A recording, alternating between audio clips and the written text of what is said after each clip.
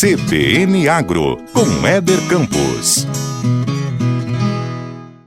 Obrigado ao homem do campo, pela madeira da construção. Olá, muito bom dia para você. São 8h mais 4 minutos em Campo Grande. Hoje, dia 2 de maio de 2020. 2 de maio, que eu vi o 5 do mês de maio, falei 2005, é 2020. 2 de maio de 2020. Ontem foi um dia maravilhoso, né? Muito especial para o povo brasileiro, para o trabalhador brasileiro, em especial para o homem do campo, para a mulher do campo. Parabéns a todos os trabalhadores rurais e também aos trabalhadores urbanos. O Brasil é o que move o Brasil, né? É o que move o nosso país. É a força do povo brasileiro, do braço do povo brasileiro. Muito bem, obrigado pela sua companhia. Nós seguimos juntos então com o CBN Agro deste sábado, ao vivo, direto de Campo Grande. E eu convido você para acompanhar também essa transmissão pela Rádio CBN, que vai ao ar pelo nosso Facebook. Acesse facebook.com/CBN Campo Grande e curta nossa fanpage. Legal, tô conectando agora também aqui no nosso Facebook, CBN Campo Grande, e vou lá compartilhar na minha página Éder Campos, tá certo? Convido você para fazer o mesmo, assistir, acompanhar essa live pelo nosso perfil no Facebook. E lembrando que a CBN também tem o seu perfil no Instagram. Fique ligado em nossas redes sociais. Acesse o Instagram, @CBN Campo Grande. Olha, eu convido você para participar do programa enviando o seu WhatsApp. 67999323500. Apresentação Éder Campos.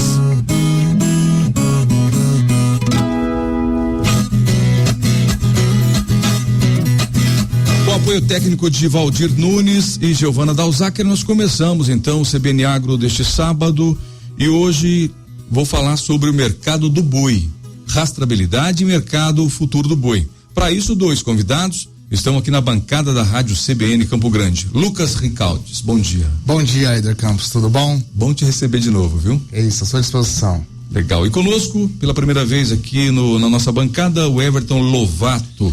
Ele é do Mercado do Boi, uma empresa que justamente, né, tem essa relação com o mercado de assessoria de compra e venda de animais e traz pra gente essa relação diária que ele tem. Everton, bom dia, tudo bem? Bom dia, Éder, é um prazer estar aqui. Vamos falar um pouquinho sobre o mercado, que esse ano tá bem atípico, né? É bem atípico, né? Por conta dessa questão que a gente viu recente do coronavírus, mas na verdade o mercado do boi é sempre oscilante, né? Sempre o boi é muito interessante, é um produto que o dono do produto não põe o preço, quem põe o preço é o mercado. Não é isso, Everton? Exatamente. O mercado dita, que nem muita gente fala assim, a exportação em alta, o mercado vai para cima, mas nem sempre. A exportação hoje ela pega uma pequena fatia do nosso mercado, né? O mercado interno é mais forte que o externo. Com certeza. Bom, e vamos falar também sobre rastreabilidade bovina, né? Não é isso, Lucas? Isso, vamos falar sobre o impacto que o coronavírus está dando na exportação, o que está afetando os produtores para as bonificações, como cota Hilton, lista Tracer, novilho precoce, o que nós podemos melhorar nisso para que isso não afete a rentabilidade para o produtor rural. Legal. Bom, nós começamos então falando sobre o mercado agropecuário. O tema de hoje é justamente essa pandemia. Não dá pra gente falar de temas não inseridos na atual circunstância. A gente tem que olhar tudo, né? Tudo que está acontecendo, observar e ver quais são os impactos que isso está causando no mercado agropecuário. Como em outros tantos mercados, na nossa relação social, tudo. Ou seja, houve uma mudança muito grande. Como é que está essa questão do coronavírus? Como que vocês estão vivendo isso, Lucas? Então, a gente realmente teve que se readequar dentro da empresa, nas propriedades, porque as fazendas ficaram preocupadas com isso, né? Então a gente teve que fazer uma reestruturação, colocar pessoas em casa, trabalhar em casa, questão cultural, porque o povo do campo não é acostumado muito a ficar em casa para trabalhar, ele não é acostumado. Então a gente teve que, as fazendas também parou um pouco, não quis atender muitas empresas, não foi, então a gente acabou realmente tendo um pouco de dificuldade adequar, mas meu ponto de vista também, isso é muito importante, pode aumentar também a parte de atendimento online, né? As pessoas acabam se qualificando um pouco mais, correndo atrás de informação, a própria fazenda atrás de pessoas um pouco mais qualificadas para receber essa informação, né? Esse é mas estamos adaptando. Está sendo um pouco complicado no começo. Bom, bem diferente do centro urbano, né? Sim, completamente. Não tem essa questão de ficar em casa, de ficar no resguardo. O campo não para. Não para. E não pode parar. Não pode parar. O que nós fazemos é precaução, né? Exemplo, algumas propriedades, algumas fazendas estão aderindo que as pessoas têm que tomar vacina para ir até a propriedade, ter um comprovante que realmente tomou a vacina, mas o agro não parou e a gente não podemos parar, temos que alimentar o país. A gente tem que considerar que existe um trânsito sim dentro das fazendas, sim, né? Porque os caminhões vão fazer entrega, né, de produtos, de insumos e ainda vão retirar animais das fazendas. Sim. Tem contato com pessoas que têm trânsito com grandes centros, né? Grandes centros. Tem que tomar cuidado. Existe as fazendas, de modo geral, elas estão tomando cuidado com isso, o pessoal que está fazendo? Sim, então fez muitas propriedades fez barreira sanitária, né? Também pro campinho, pros caminhões que vão buscar mercadoria, acaba fazendo a desinfectação deles, o álcool gel, rodolúvio, exemplo, geralmente sempre uma mesma pessoa para atender esses caminhões, né? Não mais de uma pessoa, né? Porque se acontecer uma coisa, aquela pessoa fica isolada. Então é uma precaução que é válido, né? Para não ter, qualquer pessoa vai atender, toda hora uma pessoa atender o caminhoneiro. Não, sempre a mesma pessoa. Legal. Bom, a gente sabe que sempre houve, por parte do mercado internacional, uma questão com a sanidade dos animais. E por isso a rastreabilidade foi criada, justamente por isso, para saber quais são as origens dos animais, controle sanitário, né? Isso foi criado. A partir de agora, muda alguma coisa, Lucas? Sim, eu acredito que muda. Eu acredito que esse vírus veio para fortalecer ainda mais a rastreabilidade no mundo, não apenas para animais, mas para tudo que envolve alimentos, saúde. Porque uma epidemia dessa da China foi fácil achar o centro disso aí, né? É a mesma coisa como o mercado, animais, uma fitose. Nós temos que saber a origem, o rastreamento disso aí, se acontecer. Tomara que não aconteça, né? Então a rastreabilidade ela vem muito para auxiliar isso aí, para ter esse controle, a procedência do alimento no caso. Com certeza. E o foco do vírus justamente foi pelo fato de consumo de animais que não têm origem controlada sanitária, né? Todo mundo sabe que os animais silvestres consumidos na China trouxeram pra gente esse vírus, né? O que não acontece com animais que têm um sistema de criação controlado ou sanitário, como é a bovinocultura. Bovinocultura, exatamente. E que o Brasil tem questão sanitária, também no Ministério, o próprio órgãos de defesa de cada estado tem trabalhado duro nisso aí. As nossas normas sanitárias, elas são boas, as nossas normas sanitárias que nós temos de controle do Ministério da Agricultura? Sim, são muito boas, são excelentes. Eles têm um controle sanitário nisso aí, com regras bem definidas, bem transparentes, né? Que isso ajuda bastante. O problema é quando as regras não estão bem transparentes ou definidas. No caso do Brasil, sim. Algumas coisas nós estamos debatendo, teoricamente falando, é apenas a parte da fitosa, né? Que se vai parar, se não vai mais aplicar, que a gente não estamos querendo. Aproveitar e também informar, né? Que a partir desse mês já começa a campanha contra a fitosa. Já começou, né? Já começou. 15 de abril, ela foi antecipada esse ano, né? Para 15 de abril, até por causa da pandemia mesmo. Isso. Então, assim, já foi uma precaução. Mas aqui no estado já foi antecipado? Já foi antecipado, já. O dia 15 de abril começou. E serão 30 dias ou vai ser um 45 pouco mais? 45 dias. Até isso para evitar aglomeração em fazendas mesmo, eles fizeram isso. Tipo assim, com isso facilita o manejo por um período maior de tempo. Tá. Aquele período que nós tínhamos no Pantanal, então, passa a valer para todo o estado. Todo o estado. Exatamente. Que era o período de 45 dias, porque nós temos dificuldade no Pantanal. O governo então resolveu fazer um período maior para evitar a aglomeração. Muito positiva a iniciativa do governo do estado em fazer isso. Aí também não só aqui, Goiás também exerceu a mesma função. Goiás e Mato Grosso, se não me engano, também ele entrou nessa linha de raciocínio também. Legal. Bom, a gente vai falar ainda de sanidade, viu, Lucas? Eu quero só trazer com o Everton, porque esse tema também coronavírus, porque além da questão sanitária, do impacto que isso trouxe, tem um impacto comercial. Tem um impacto sanitário? Tem. Mas o desdobramento vai também para o mercado do boi, para o mercado de compra e venda de animais. E o Brasil é um grande exportador de carne bovina. Embora nós consumimos 80% do que é produzido, 20% Agora a gente aumentou. Não, a gente está entre 27% a 30%. 30% aumentou, do que a gente produz é exportado. Exportado, hoje. né? E o principal mercado continua sendo China? China e Hong Kong junto corresponde a 47% do mais ou menos do mercado internacional. Da nossa exportação. Da nossa exportação. De proteína. De proteína animal. Animal, né? Do modo geral, principalmente na bovina, né? Principalmente bovino, tá certo. A gente está praticamente contabilizando quase 2 meses de pandemia. Nesses 2 meses, o que aconteceu com o mercado? Parou o mercado? Parou a exportação? O mercado, no primeiro momento, tomou aquele impacto, susto, principalmente por contêineres que foram para a China e não tinham como voltar por conta das restrições chinesas de recebimento da sanidade de lá. Aí, no segundo momento, já começou a se normalizar. A gente tem hoje ainda fechado ainda o mercado da União Europeia. Então, com relação a isso, a União Europeia diminuiu a compra, porém os países árabes tinham começado a aumentar a compra. Só que daí veio a crise do petróleo. Os países já deram uma diminuída, os países árabes. Hoje a gente tem como forte, que está crescendo, o Egito. Não é à toa que habilitou 8 plantas a mais de exportação no Brasil para o Egito nesse período, mesmo com a pandemia. Então é um país que vem se consolidando também no mercado nosso como potencial importador de carne brasileira. Everton e Lucas, eu havia dito desde o começo, quando essa pandemia apareceu, que talvez o problema não seria a produção de alimentos, não seria a questão no campo, mas teríamos problema na logística, no transporte. De fato aconteceu, né? Porque você mesmo acabou de afirmar pra gente que os containers que foram para a China, para a Europa, não voltaram para cá, para o Brasil. Foi estancando, né, a exportação de produtos. Isso está normalizado? Hoje está normalizado hoje. A gente teve problema até mesmo com parte do transporte terrestre, containers nossos que estavam no Chile, que não conseguiam cruzar pelo Paraguai com a barreira sanitária do Paraguai, que não deixava atravessar do Paraguai para o Brasil, nem do Brasil para o Paraguai. Aí depois, com muito custo, isso foi normalizado.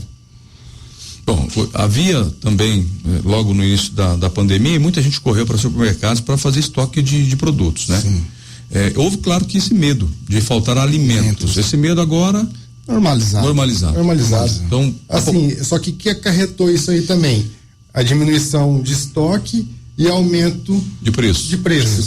Demanda oferta. E assim, a pessoa hoje que tem pouco poder aquisitivo, que é a maior parte da população brasileira, ela fez uma compra de carne, tipo assim, comia 1 quilo por semana, ela comprou 5 quilos para passar um mês, só que agora já não vai passar um mês com esses 5 quilos de carne, vai passar um período de 60 dias, até por conta da recessão, ou alguns já estão desempregados, ou sobrevivendo com R$600 do auxílio do governo. Então, isso aí que acarretou na baixa do consumo dentro do nosso mercado. Com relação a mercados, tudo tranquilo e assunto. Quer dizer que o impacto econômico foi maior que o impacto sanitário, Foi né? maior que o impacto sanitário. Só que assim, se você ver, food service teve muito prejuízo ao não recebimento de restaurante, da carne, do food service. Se você ver hoje, restaurantes fechados, agora que estão voltando a reabrir, eu acho que num período de uns 15 dias, quem sabe começa a normalizar de novo o consumo interno. Ô Lucas, sobre a questão de rastreabilidade, que é um ponto fundamental para a gente continuar exportando a carne brasileira, né? Houve alguma mudança pontual na legislação, na lei da rastreabilidade? Sim, na legislação houve apenas um detalhe pontual. O Ministério acabou liberando as certificadoras de fazer a vistoria nas propriedades, que é obrigatória para confinamento a cada 60 dias e fazendas que não estão em período de confinamento ou não têm confinamento a 180 dias. Então nós podemos fazer essas vistorias no escritório, né? Não precisa ir em loco na propriedade. E também acarretou as auditorias, né? Tem muitas propriedades esperando autorização do governo para exportar os animais, acabou dando uma atrasada nisso aí. Tem muita auditoria para trás, que o Ministério não pode ir, porque devido que teve uma normativa de Brasília, né? E então deu uma segurada aí. Quer dizer, os serviços burocráticos estão parados. Estão parados. Isso deve acarretar algum tipo de problema mais à frente, não? Sim, para exportação? Sim, exportação sim, acredito que sim. Devido à exportação estar fechada, igual o Everton já falou, alguns seguros não estão conseguindo alocar essa carne que eles pagam ao produtor na União Europeia, que é em torno de 7,6% Para exportação hoje. Então não está saindo carne do Brasil, é isso? O Brasil não está mandando carne para fora? Não, tá mandando. Assim, a União Europeia está parada, está mandando para a China, né? Só China. Só China. O Egito está recebendo. União Europeia não. União Europeia ela tinha dado uma normativa de fechamento por 30 a 40 dias. Eu acho que ela retoma essa semana, se salvo engano, que vai começar. Legal. Ela vai começar já, porque já zerou o estoque. O que eles tinham de estoque vai zerando. Porque eles estão impactando bastante no produtor rural brasileiro. Entendi. Mas estão recebendo a bonificação. Tá, você não vai causar uma correria, porque já que está faltando carne lá, o consumo vai aumentar. Aí eu pergunto para vocês, deve impactar na arroba do boi? No preço pago ao produtor? Eu vou dizer assim, segundo uma fonte minha, o diretor de uma grande indústria, eles estão achando assim, que possa vir a ocorrer essa procura pelo animal Europa. Que até agora, hoje está assim, não fazendo questão do animal Europa. Pode reaver essa questão. Ou seja, o tal do boi Europa ou boi China não serão tão a questão do acabamento. A gente está falando sobre acabamento, né? Que tem a questão do acabamento e da sanidade. O boi Europa é aquele animal que tem um padrão diferente. Por não ter o animal pronto, quer dizer que os animais num outro padrão serão exportados, é isso? Não, a Europa tem que ter certificação. É a parte que o Lucas trabalha, a parte da certificação. O animal tem que ser certificado União Europeia. Ele vai vir com documentação do Sisbov, que é pelo Ministério da Agricultura, se eu não me engano. Pela certificadora. Se ele não tiver nessa lista, apta, lista 3, que são todas as propriedades, apta a exportar para a União Europeia, qualquer animal ele não consegue. Se não tiver essa mercadoria disponível no Brasil no momento que a União Europeia precisar, vai procurar outro mercado. Qual outro mercado? Nós não temos outro mercado tão grande quanto o Brasil. Estados Unidos está tudo fechado. Tudo fechado. Os Estados Unidos, a Argentina não tem boi. Eu acredito que seria, nesse momento, uma grande oportunidade para que o Sisbov dê uma melhorada nisso aí. Eu acho que é uma oportunidade. Tá, e o que precisa fazer para melhorar? Quem tem que mexer nessa questão do Sisbov? O Ministério. Em que sentido? Dar uma liberada nas burocracias. É muita burocracia. Tem muito produtor bom com carne boa, que abate em outros frigoríficos, né? Que tem potencial para exportação para a União Europeia. Acho que tem que dar uma diminuída na burocracia. Essa é uma grande oportunidade. Exemplo, é muito papel, o produtor rural não está acostumado com tanta burocracia. Bom, vamos pensar aqui. Você falou assim que se o Brasil não conseguir exportar, vamos buscar outros mercados. Que outro mercado? Os Estados Unidos não tem condição de exportar nesse momento. Lá, internamente, mais 50 plantas frigoríficas foram fechadas, né? A Argentina, com a crise política e econômica, não tem carne nem para eles direito, né? O Uruguai é muito pequeno. Paraguai também, pequeno. Aonde mais? Austrália? A Austrália passou agora por uma seca e por um excesso de chuvas. Hoje já tem a arroba mais cara em dólar do mundo, a Austrália. Mas também não tem boi para entregar. Também não tem boi. Exatamente. Só numa enchente que deu lá agora, perdeu mais de 500 milhões de animais. Fogo é água, né? É fogo a água. Então, o mundo tem que levar. O Brasil, então, é a mesma celeira do mundo, então. É uma grande oportunidade. Esse coronavírus se a gente, os nossos governantes, todo mundo fazer uma boa estruturação, nós saímos dessa crise como um grande mercado. Claro, o Brasil sempre foi um grande celeiro. Forte. O problema é que nós temos um problema muito sério no Brasil. Governantes passam mais tempo perdendo energia, se defendendo de inimigos, de contrários, né? De opositores, do que efetivamente governando, né? Então esse é o problema do nosso país, né? Política aqui realmente ela é muito complicada, né? Os governantes passam o tempo todo pensando como que eu vou me defender dos opositores, ao passo que se todo mundo desse as mãos para fazer, o Brasil efetivamente estava como um grande país, né? É um grande país, né? Mas eu falo na questão econômica, né? A gente estaria aí navegando entre os grandes países do mundo. São 8h22. A gente vai voltar daqui a pouquinho com o Lucas Ricaldi e também com o Everton Lovato para continuar nessa conversa sobre rastreabilidade, os impactos do coronavírus na questão sanitária e exportação do boi brasileiro para outros países e também sobre o mercado do boi no interno e no mercado internacional com o Everton, tá certo? A gente volta já já. Legal, hein? São 8h26, de volta ao CBN Agro deste sábado, hoje falando sobre rastreabilidade e mercado do boi. E o Everton Lovato, né, do mercado do boi, e ele estava me dizendo o seguinte, que lá nos Estados Unidos nós acompanhamos recente, né, que houve vários fechamentos de plantas frigoríficas. E os Estados Unidos, mas agora corre para o Brasil né, para comprar a nossa carne. Mas a gente tem um limite de exportação, não tem? É um limite de 60 mil toneladas ano. Então eles estão estudando uma forma de poder aumentar isso aí, que era uma lei americana para poder não entrar muita carne de fora nos Estados Unidos, né? É uma proteção, um protecionismo, né? Protecionismo que eles sempre exerceram. Econômico, mundo, né? Claro, mas agora a história é outra. A história é outra, agora eles vão ter que necessidade de ter essa carne nossa, né? Então é a nossa vez agora. Agora é a nossa vez, né? Agora é a nossa vez. Né, Lucas? É a nossa vez. Olha, a gente acompanhou aí nos últimos dias fechamentos de várias plantas frigoríficas lá nos Estados Unidos, né? Inclusive o JBS, que é brasileiro, que tem planta lá nos Estados Unidos. Minerva anunciou agora o faturamento do primeiro trimestre, né? Isso, ela recorde de faturamento. Teve um recorde de faturamento e positivo. E o que fez o quê? As ações dele na B3 subirem pela primeira vez no ano. O Minerva vinha com a baixa, ele tinha anunciado o último trimestre do ano passado um prejuízo, se não me engano, de 34 milhões de dólares. Agora ele anunciou lucro. Ou seja, pro frigorífico que está aqui no Brasil, né, que é 100% praticamente brasileiro, para ele foi melhor, porque tem o boi mais disponível, né? O JBS tem sua base nos Estados Unidos agora, né? Tem a base nos Estados Unidos, Brasil e Austrália, o JBS, né? E o Minerva, ele trabalha no Brasil, Uruguai, Paraguai e algum outro país da América do Sul que eu não lembro. Só que o maior ganho dele nesse período é dentro do Brasil. Qual é o impacto de tudo isso para o produtor rural, no preço da arroba, e para o consumidor? O que a gente pode analisar sobre os impactos que isso vai trazer? O Lucas está aqui também, acho que vai falar um pouco sobre isso. Eu vejo uma diminuição do estoque de boi. Na fazenda? Na fazenda. Nesse período, a gente está entrando agora num período de seca, com chuva e frio anunciado para a semana que vem. Além de tudo, tem essa questão da entre-safra, né, Lucas? Sim. Então, alguns confinamentos, bastante confinamento, que nessa época já era para estar com alguma quantidade expressiva de animais, né? Devido ao milho, lá em cima, já não estão. Então, milho quase R$40 a saca, R$37 a saca. Agora baixou, né? A gente falava em milho alguns dias atrás. 43, esse não, 53. Eu tava com um cliente meu até anteontem, a gente conversando sobre isso, ele pagou milho 53 a menos de um mês. Então quem não se organizou esse ano vai ter realmente dificuldade de manter o gado da pasta. Ou seja, o confinamento vai ficar um pouco apertado. Vai. Confinamento. Esse ano devido ao coronavírus vai ficar um pouco apertado. Eu acho que ele vai ficar apertado assim, ele vai ter um atraso maior para a entrada desse animal. Sim. Depois ele vai se estabilizar. Só que daí eu acho que vai ter falhas de fornecimento em algum período potencial.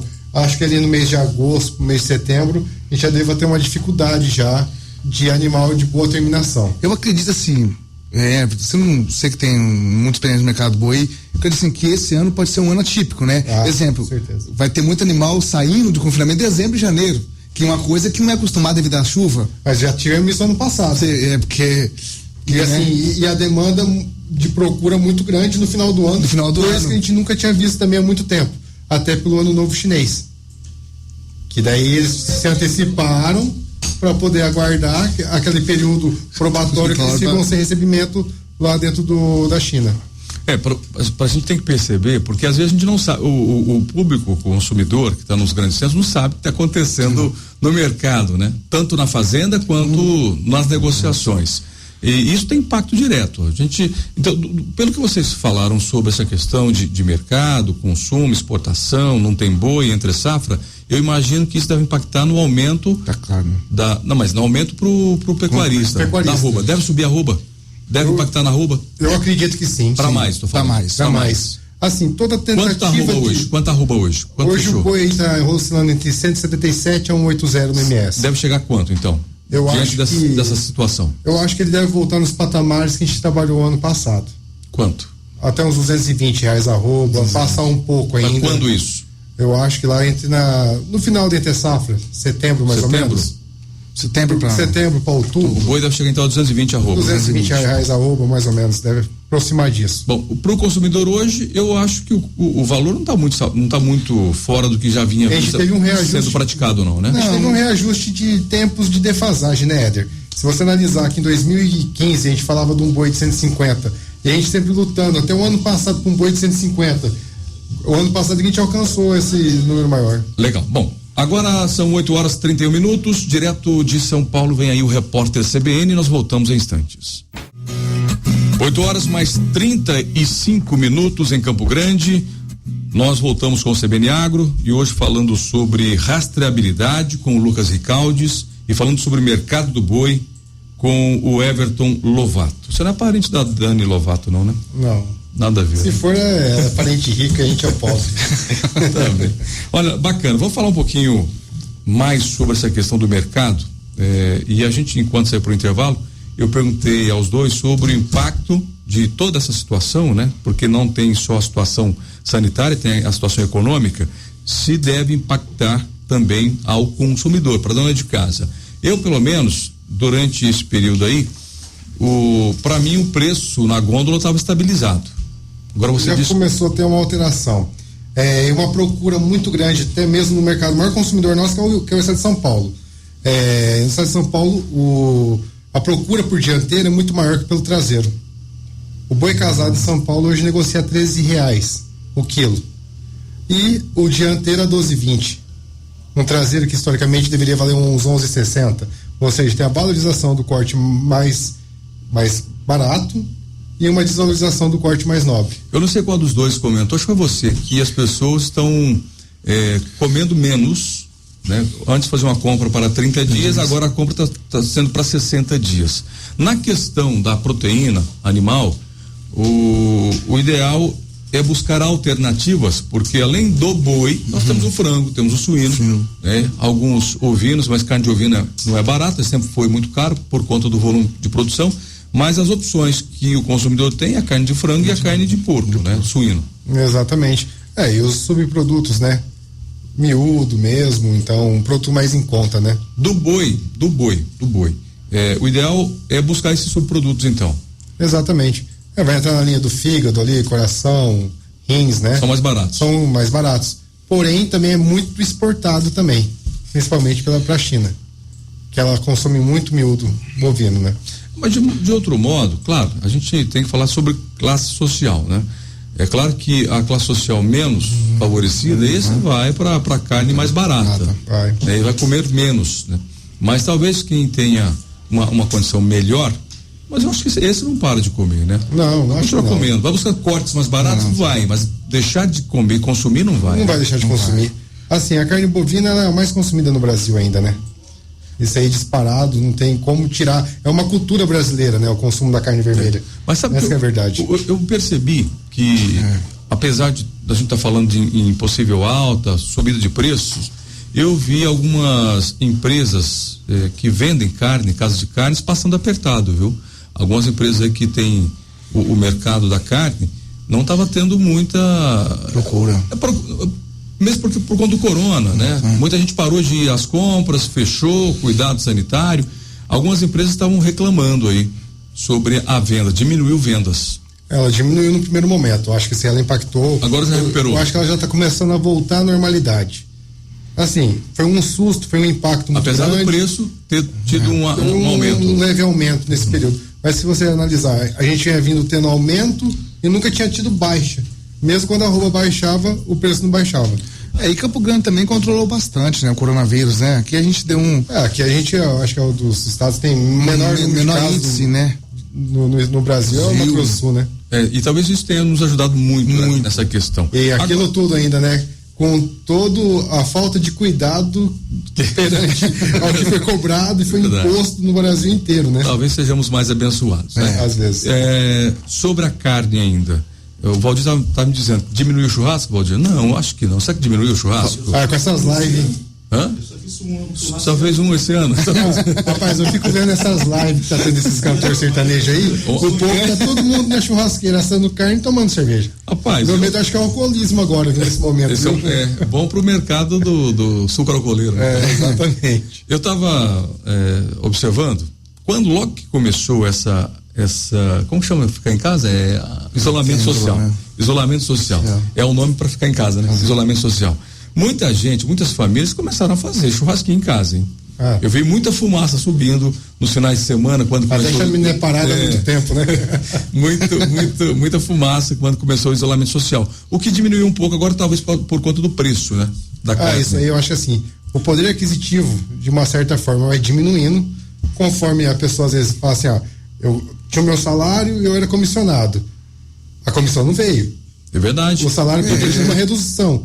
Empresa reduzindo o salário das pessoas exatamente. E outras demitindo. Teve empresas aí que mandou embora mais de 300 pessoas. Eu sei de uma empresa aqui do estado que a pessoa mandou 1.000 funcionários embora e ele está ensinando demitir o restante ainda já. Puxa vida, hein? O impacto econômico tem sido muito maior do que o sanitário, né? Muito maior. Sobre essa questão ainda do consumo, a gente estava falando sobre as empresas, algumas que estão deixando de vender, né? Carne não vai faltar, né? Não vai faltar, vai ter carne no mercado. O consumo, o brasileiro consome quanto de carne por ano? Porque o brasileiro é um grande consumidor de carne, sim, né? Assim, eu acho que o Mato Grosso do Sul é o maior consumidor de carne bovina dentro do país. Quilos? 29,8, se não me engano. Por pessoa. Por pessoa ano. Média, né? Média. Quase 30 quilos. Quase 30 quilos. Quase 30 quilos. Né? Não vai ter impacto. Eu acho que não vai ter impacto no primeiro momento. Isso porque nós brasileiros gostamos muito da carne, né? Como argentino, como uruguaio, a gente gosta muito de ter carne à mesa, né? E o sul-mato-grossense, ele tá acostumado, né? Ele sai, a gente teve algumas dificuldades que veio há muito tempo e nós estamos superando. O sul-mato-grossense é top. Ele consegue sair. Nós estamos diferenciados. Com certeza. Bom, com o rebanho que nós temos também, né? Nós somos muito favorecidos pelo rebanho, o estado, né? Hoje, quantos milhões de cabeças nós temos no estado? 20 milhões, né? 21 milhões e 250 mil, o último censo. 21 milhões e 250 mil. A gente perdeu o posto, né? De maior rebanho do Brasil, a gente perdeu. Hoje nós somos o terceiro maior do isso Brasil. Na ficha sanitária, né? Isso na ficha da ficha sanitária. Mas no oficial? Oficial, nosso rebanho deve ser uns 24 milhões. 24 milhões. Oficial não, no oficial, 21 milhões e 50. E não oficial, 24 milhões. Tá certo. Porque tem muito nascimento, muitas pessoas acabam levando um tempo para atualizar a ficha sanitária. Faz mais na época da vacina, né? É igual agora, mês de maio, novembro, os meses de controlar o estoque. Teve aquele chamado do estado também para poder colocar em ordem as fichas. Foi um ano retrasado, se não me engano, 2018, né? Não, e tá valendo agora também. Tá valendo, né? PROAP? PROAP. Explica pra gente, Lucas, acontece, tem muito produtor que tem a ficha divergente do que tem na fazenda. Ele tem uma quantidade, só que no Iagro tem outra realidade. Ou seja, números diferentes. E na fazenda. Então o governo tá liberando isso aí para regulamentar isso aí, sem que ele tenha que pagar multa. Era, sexo, idade dos animais. Como o produtor faz isso? Tem que procurar uma empresa? Não, o produtor pode procurar direto o Iagro. Os fiscais do Iagro e entrar com esse recurso. Hoje é online. Quando ele for abrir a vacina, vai estar lá já. Vai receber uma mensagem, ele pode aderir online mesmo. Regulariza então o número de cabeça na fazenda sem multa. Sem multa. Muito bom. Tipo um refis, né? É tipo um refis. Só muda um refis, só muda o nome só porque é agropecuário, né? Legal. Bom, a gente está praticamente encerrando o programa. Acho que a gente tem que dar uma resumida no que nós falamos até agora. Então, a gente pode esperar para setembro uma retomada de preço como a gente teve no ano passado. Não é alta, é retomada de preço. É uma retomada, porque assim, se a gente 200 analisar... e quanto? Eu acho que vai ficar entre 220 a 240 este ano. E vai ter boi pronto para poder entregar? Esse que vai ser a grande fuga do preço, é a falta da mercadoria. Hoje, a China exige dentição de animais para exportação. Não só a China, Chile, os países árabes, em sua grande maioria, é animal jovem, que é um animal precoce, animal de 0 a 4 dentes, não importando tanto o critério gordura, e sim maturidade. Então, pensando nessa possibilidade de arroba chegar a 220 e a gente entra na entre safra, como que o produtor deve se preparar para lá em setembro ter o boi pronto? Confinamento. Só confinamento. Mas com o preço do milho a quase R$40. Não, mas o milho vai sofrer uma grande queda. Agora que já vem a colheita do safrinha iniciando, acho que meio de maio em diante, eu acho que isso vai ter um impacto. Eu acho que o milho vai se estabilizar ali na faixa dos R$30, R$35. Se a gente analisar que o ano passado foi fechado confinamento com milho de R$20 a R$25, com uma arroba de 140 a 150, agora a gente tem hoje um cenário muito mais positivo do que a gente tinha no ano passado. Então o milho com 20% acima do valor que era o ano passado, ele continua sendo uma coisa viável. Muita gente ganhou dinheiro. Aquele que atrasou o confinamento ano passado, então, foi o acerto. É o que ganhou mais ainda. É o que ganhou mais. O errado deu certo. Só que não amarrou o contrato, né? Teve cliente meu mesmo que tá assistindo a gente até agora. Ele tinha 1.000 bois, 153 na hora que tava matando o boi 220. Ele falou assim, vou cancelar o contrato, vou pagar a multa. Você tava junto comigo o dia que ele falou, né? Lucas, mas foi o homem que entregou o gado. Lucas, pra gente finalizar aí com você agora, rastreabilidade, boi Europa, boi China. Como que o produtor tem que se preparar olhando para esses dois mercados, possíveis compradores e também Estados Unidos? Sim, assim, o que acontece? Ele não pode estar em desespero. Tem alguns produtores que estão em desespero porque não está recebendo um ou outro. Vou parar. Não entra em desespero. Isso é só uma fase que está acabando. Lá na frente vai precisar de animais rastreados, certificados, o valor vai ser 2, 3 vezes maior. Aí ele desiste e fala, e agora? Agora já foi. Então não desistir. É sempre continuar sempre em frente. Bacana. Bom, então a gente tem que pensar positivamente no mercado que o setor agropecuário vai tá mantendo, na verdade, porque o agro não parou. Está segurando mais uma vez a balança comercial e nós vamos sair dessa melhor ainda. Exatamente. Desde 2018 o Brasil é o maior exportador de carne bovina do mundo. E agora vai ser mais agora ainda. Com a Índia tendo a recessão na Índia, que a Índia exportava búfalo, principalmente para o Egito. Por isso que teve essa procura do Egito em habilitar novas plantas no Brasil. Maravilha. Bom, gente, obrigado a vocês. São 8 mais 46 minutos, hora de Brasília. Paulo Cruz está chegando aqui, acelerando. Hoje tem o CBN Motors, mais uma vez ao vivo com o Paulo Cruz. Fala, grandão. Bom dia. Eu falo nada, eu ouço vocês aqui. Eu tava vendo aqui um papo muito legal. Tô até sem cadeira. Puxa aquela cadeira leve pra mim. Puxa, não, pega a minha. Aqui ao vivo é assim, né? Eu chego, o Éder me chama pra vir aqui participar, mas nem cadeira o caboclinho tem. Deixa eu falar coisa. Agora estamos juntos. Alojado aqui. Que bacana. Notícia boa, hein? Não vai faltar carne pro nosso churrasco, Paulo Cruz. Tava vendo, deixa eu fazer uma pergunta pra vocês. No nosso segmento automotivo, a gente tem, vou até falar disso hoje, o e-commerce, as pessoas estão comprando o carro virtualmente. Isso tem acontecido também na agropecuária, principalmente? A pessoa, ela consegue finalizar a compra de um boi hoje totalmente pela internet? O JBS iniciou esse projeto, né? Que o cliente faz por lá, pelo aplicativo que está próprio JBS. Agora, a carne em si hoje já tem um e-commerce. E funcionando bem. Principalmente em São Paulo hoje, eu acho que a maior parte das vendas é feito por isso. Até tem um amigo nosso aqui de Campo Grande que ele está no Paraná agora e ele está montando um e-commerce no Paraná. Pode ser uma grande oportunidade, né? Estão virando a chave. Virando a chave, cada vez mais cultural, né? Maravilha. Passou álcool na mão? Rapaz, até bebi. Não, bebi não.